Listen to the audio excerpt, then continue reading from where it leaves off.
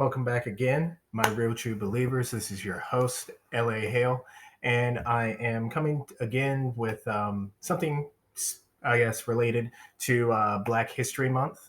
As I'm a Black Christian myself, obviously, as you can tell, um, I feel like a lot of the Black church in America today is at fault of maybe being swayed into certain, you know, political leanings as much as they probably try to deny it. I feel like a lot of Black Christians, kind of give way and give their ear to a lot of things that a particular political party espouses, obviously, aka the Democratic Party. And I feel like a lot of the time they forget the past, they forget the true history of Black people in America. And one of those Black people I would like to expound upon is Fredrick Douglass. Actually, not just because it's Fredrick Douglass, but because Fredrick Douglass, for me, is basically one of my favorite. He is my favorite American politician. I love his story. I love the fact that he was a slave who became something of himself and worked on himself and made a legacy before affirmative action, before civil rights. So again, I just want to preface and really make this video as this video's theme to be the fact that if there are many in the Black church who you've been voting Democrat since you were able to vote, since you were 18, and yet you continue to see things happening within Black communities that don't get any better. Rising crime, the Black on Black violence that happens within Black neighborhoods, within Black communities. Again, that is where the church in America, and the Black church is included within the church in America. I'm not separating the two. I'm not saying the Church of America is one wing of Christianity and the Black church in America is like another wing. No, they're all in the same. I'm just exclusively calling out the Black church because I feel like a lot of the decay excuse me, a lot of the decay in our society, is, especially in the Black community, is happening because the Black church within the Black community is not doing enough. Again, it's the same. Go to church on Sunday, or Wednesday evening, or Thursday or Saturday if they do it that way. But regardless, go to church in the four walls, stay there, talk about our things there, and then as soon as we go out into society, we're voting differently, we're treating people differently, we're acting completely different than how we are in church. A kind of plastic Christianity, if you want to call it. So I just feel like there are a lot of Blacks that want to have labels, and they get caught up in this whole uh, I guess movement of Black empowerment, which claims African Americans and this and that, yada yada yada. I don't particularly like labels. Again, there's no denomination that I stand for on this channel. But if anything, if you want to classify me, I'm a Black American. I don't like the African American thing. And if you want to just classify me just who I am, I'm a Christian. So again, um, Frederick Douglass is a famous, obviously American politician, and I just want to emphasize on what the Christian Post is talking about, where it said a former slave who loved the Constitution, and this is by Ryan Baumberger. Sorry if I'm mispronouncing that. But he goes on to say the Constitution is a glorious liberty document. These words were delivered by a former slave.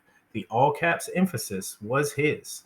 In an 1852 speech entitled What to the Slave is the 4th of July, the inimitable Frederick Douglass called out the evil of slavery while praising an undeniable instruction of liberation, the United States Constitution. So this article goes on to say, well, actually, let me read the next paragraph and to kind of preface why this is related to the Black church. A lot of people in the Black church, I feel like they believe in a lot of the lies that the media is expounding upon, when it comes to Black people in America, that we just can't do it because the systemic racism is keeping us down, that thus Black people in America, regardless of us believing in Jesus, next to the white person who also believes in Jesus, somehow we as Black folks, we're going to be put upon more because of this systemic racism that is even permeated into the church. And I feel like a lot of the Black empowerment movement doesn't stand on um, real biblical values. As this article goes on to say, if you visit the National Museum of African American History and Culture online exhibit of Douglass's Fourth of July speech, you won't see or hear any mention of the Constitution. It's not the first or last time that the Smithsonian will suppress history.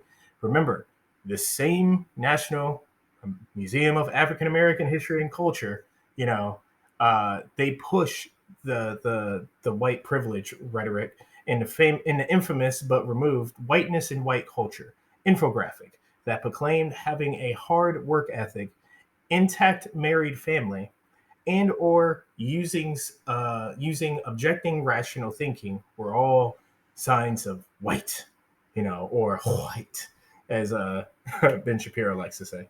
Um, Again, folks, just for the Black Christians that are watching this, I know it's been kind of drilled into your head, especially as a Black, American, that you got one strike against you always. But like again, if you really want to look at when it comes to work, look how our culture views work. Look how you know come to a job, you're late. And again, this is not all Black people, but this is a lot of the Black people that I have come across in my working years and days. I was a blue collar worker, so I was, in those, hand on tool type jobs. And a lot of the times, the Black folks working with me, they didn't want to work. They came in late.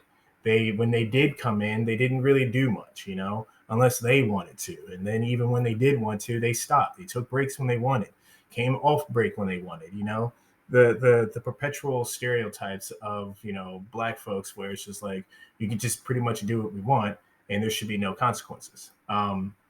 I want to bring up some biblical verses because this obviously is a Christian channel, and show you what the Bible says. So here we have Ephesians 4:28. Let him who stole steal no longer, but rather let him labor, working with his hands what is good, that he may have something to give him who has need. All right. So again, just starting with let him who stole steal no more. This again, we're talking Black culture, and y'all know anyone watching this understands exactly what I'm talking about, which is let him who stole steal no longer. That's just a thing. He has what I want, so I'm just gonna go steal what he's got. It happens in the hood all the time. The second Bible verse, Galatians chapter 6, verse 4. But let each one examine his own work, and then he will have rejoicing in himself alone, and not in another. For each one should bear his own load. So again, your own work.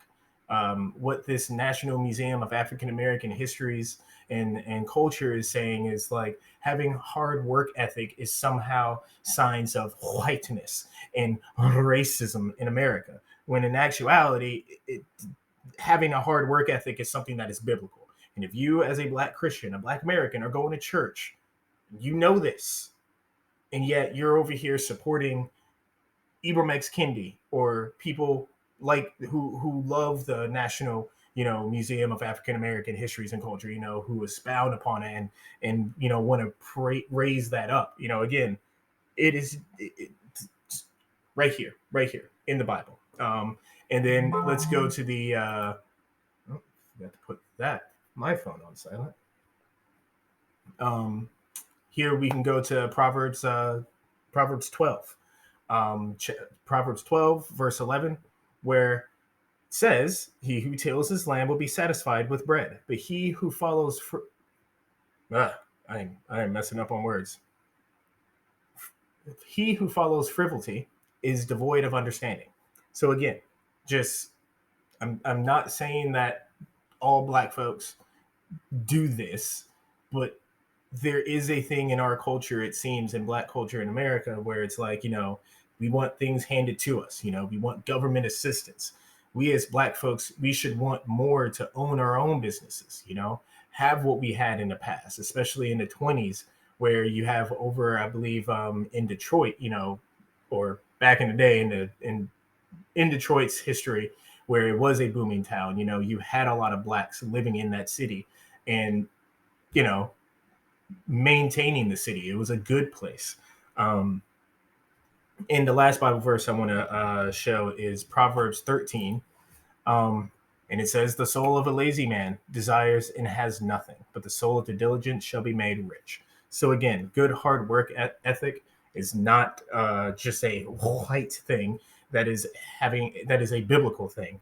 Having a good work ethic and working hard is a biblical concept. So again, we as Black Christians really need to pay attention and be aware of, when certain people like Ibram X. Kendi, when they expound upon, and have basically they Ibram X. Kendi and those like him, they like to put skin color over character instead of character over skin color. And we need to uplift more people like Fredrick Douglass. I feel we need to lift up more people that love the Constitution of our country, because Frederick Douglass did. He was a Christian himself, and he loved the Constitution. Like he loved the guiding principles of this country. If you as a Black Christian are over here, you know, hating America, and I know America, like any country on this earth, has had dark spots in their history. We are human beings. We're the only species that has dominated this world. So, of course, there have been people that have done bad things throughout all of history. And America is just another country among many that have had the blight of slavery within their history. We got over that. We moved past that.